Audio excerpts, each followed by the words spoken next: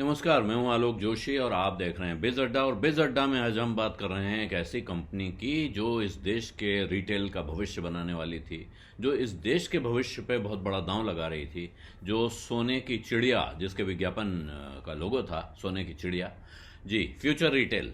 किशोर बियानी की कंपनी, वो किशोर बियानी जो रिटेल किंग कहलाते थे, लेकिन वो उनका पूरा कारोबार, पूरा शिराजा बिखर गया। उनकी कंपनियां अब आपको कहीं दिखती नहीं है। बिग बाजार की जगह रिलायंस के स्मार्ट बाजार ने ले ली है, जगह जगह देख लीजिए। और ये रातों रात हुआ है। इसके बारे में ऐसा नहीं है कि रिलायंस ने फ्यूचर रिटेल को खरीदा और उसके बाद उन्होंने फ्यूचर रिटेल को रिलायंस बाजार, स्मार्ट बाजार में बदला।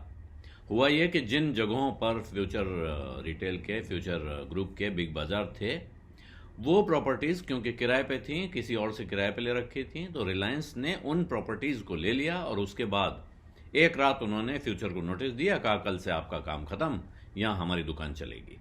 लेकिन आज अचानक फ्यूचर रिटेल, जो कि कर्ज में बुरी तरह डूबी हुई कंपनी, जिसके चेयरमैन किशोर बियानी इस्तीफा दे चुके थे, आज उसके शेयरों में उछाल दिखाई पड़ा है। और उसकी वजह यह है कि कर्ज के भारी बोझ से दबी हुई फ्यूचर रिटेल ने उन लोगों की एक लिस्ट जारी कर दी है जिन्होंने फ्यूचर रिटेल का कारोबार खरीदने में दिलचस्पी दिखाई है। जाहिर है बहुत कम दाम पे कौड़ियों के भाव बिकेगा, लेकिन वो पार्टीज जिनके नाम आए हैं अब उनको देखिए। रिलायंस रिटेल उसमें शामिल है, WH स्मिथ ट्रेवल लिमिटेड जो मल्टीनेशनल कंपनी है, जिंदल पावर लिमिटेड, ये नवीन जिंदल की company, JC flower asset reconstruction private limited, ये तो खैर चलिए डूबे कर्जे लेके उनको रिकवर करने का काम करती है, एसेट रिकंस्ट्रक्शन करती है। गॉर्डन ब्रदर्स की अगुवाई वाला एक कंसोर्टियम है, सहारा एंटरप्राइजेज है। और ये कंपनी की तरफ से बयान जारी किया है जिसमें बताया गया कि साहब इन सब ने इनको इनविटेशन जो जारी हुआ था कंपनी की तरफ से, उसके तहत एक लिस्ट पूरी दी जा रही है और जिसमें ये लोग इस कंपनी के कारोबार को खरीदना चाहते हैं। और इसके बाद ही बाजार में फ्यूचर रिटेल के शेयरों में तेज उछाल आया। यहाँ सिर्फ फ्यूचर रिटेल का सवाल नहीं है, तमाम लोग जो कारोबार करते हैं उन पे बहुत से लोगों की नज़र रहती है। और एक वक्त था, आपको ध्यान होगा, एक वक्त था जब भारत में कारोबार करने वालों को, बिजनेस करने वालों को बहुत इज्जत की नज़र से नहीं देखा जाता था। नौकरी करना बेस्ट माना जाता था। हालांकि ये पुरानी कहानी है, मतलब ये हाल की कहानी है। पुराने समय में तो उत्तम खेती, मध्यम बान, निश्चित चाकरी, भीख निदान कहा जाता था। लेकिन अब फिर वक्त बदल रहा है और नई पीढ़ी में एंटरप्रेन्योर बनने का उत्साह है। कई लोग हैं जो नौकरी छोड़कर धंधा शुरू कर रहे हैं। कोविड के दौरान हमने बड़े पैमाने पर चीज होती हुई देखी है।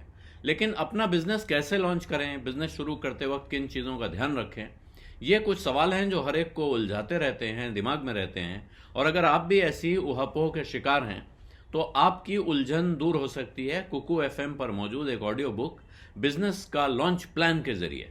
बिजनेस की प्लानिंग, प्रोडक्ट की मार्केटिंग और कौन सा बिजनेस ठीक रहेगा, ये जानकारी देने वाली और भी बहुत सारी कई ऑडियो बुक आपको कुकू FM पर मिल जाएंगी। कुकू FM ऐप का एक फ़ायदा ये भी है कि आप ऑडियो बुक्स को ड्राइविंग करते हुए, घूमते फिरते कहीं भी सुन सकते हैं। अगर आप अभी कुकू FM को डाउनलोड कर सब्सक्राइब करेंगे तो बिज तक के व्यूअर्स को पहले महीने के सब्सक्रिप्शन पर 50% की छूट मिलेगी, यानी 99 रुपए का सब्सक्रिप्शन मिलेगा सिर्फ 49 रुपए में। इस डिस्काउंट का फ़ायदा उठाने के लिए आपको इस्तेमाल करना है कोड BIZ50। तो अभी डाउनलोड कर लीजिए, डाउनलोड का लिंक आपको डिस्क्रिप्शन बॉक्स में मिल जाएगा। और फ्यूचर रिटेल के शेयर्स में 4% का उछाल दिखा है, अपर सर्किट उसने मारा है। और इसके साथ एक जुड़ी जानकारी यह है कि फ्यूचर रिटेल के चेयरमैन किशोर बियानी ने एग्जीक्यूटिव चेयरमैन और डायरेक्टर के तौर पे इस्तीफा दिया था, उस इस्तीफे को भी उन्होंने वापस लिया पिछले महीने। और वजह यह है, कंपनी की तरफ से बताया गया कि जो रिजोल्यूशन, जो इस समय इंसॉल्वेंसी का काम चल रहा है, उनकी कंपनी का कर्जा पटा के और हिसाब किताब बराबर करने का, तो जो रिजोल्यूशन प्रोफेशनल्स हैं उन्होंने बियानी के इस्तीफे की वर्डिंग्स पे एतराज़ किया था और उनसे कहा था कि आप इस इस्तीफे को वापस ले लें। तो उन्होंने वो इस्तीफा वापस ले लिया है। ये एक तरह से इसका अर्थ ये हुआ कि अब ये मामला हल की तरफ बढ़ रहा है, समझौते की तरफ बढ़ रहा है। फ्यूचर रिटेल का क्या भविष्य होगा ये सामने आएगा।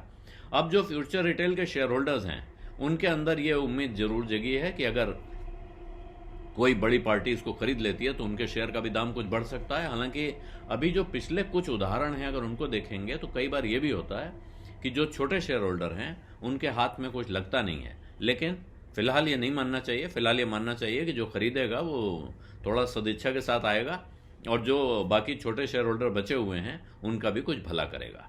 बिजडा में आज इतना ही। अब इजाज़त दीजिए। धन्यवाद। नमस्कार।